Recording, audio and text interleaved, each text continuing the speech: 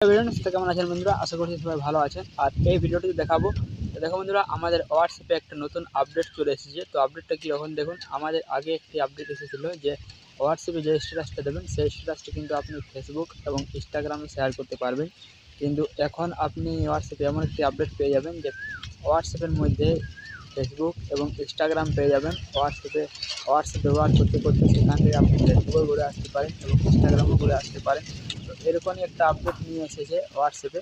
তো সেই আপডেটটি নিয়ে কথা বলবো আজকে ভিডিওতে। তো ভিডিওটিতে একটু লাইক করবেন, চ্যানেল পাশে থাকবেন, তাহলে চলুন শুরু করা। তো এর জন্য কী করবেন, এর জন্য হোয়াটসঅ্যাপটি ওপেন করবেন। তো আমি আমার হোয়াটসঅ্যাপটি ওপেন করছি।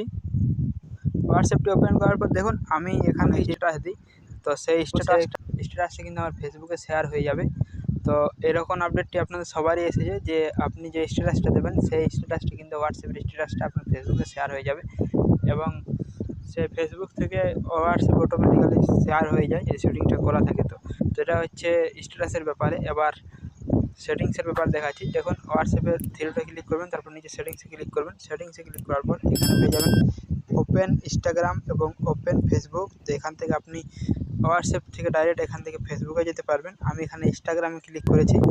তো এরপর যদি আমি এখানে ফেসবুকে ক্লিক করি তো এখান থেকে কিন্তু আমার ফেসবুক অ্যাকাউন্টে নিয়ে আসবে। তো আমি এখানে ফেসবুকে ক্লিক করি, আমার ফেসবুকে নিয়ে এসেছে। তো এখান থেকে তো হোয়াটসঅ্যাপ থেকে আপনি হোয়াটসঅ্যাপ থেকে ইনস্টাগ্রাম এবং ফেসবুক দেখতে পারবেন। তো এই ছিল আজকের আপডেট। তো আপডেটটি ভালো লেগে থাকলে লাইক করবেন আর চ্যানেলে নতুন চ্যানেল সাবস্ক্রাইব করে পাশে থাকবেন। দেখা হবে।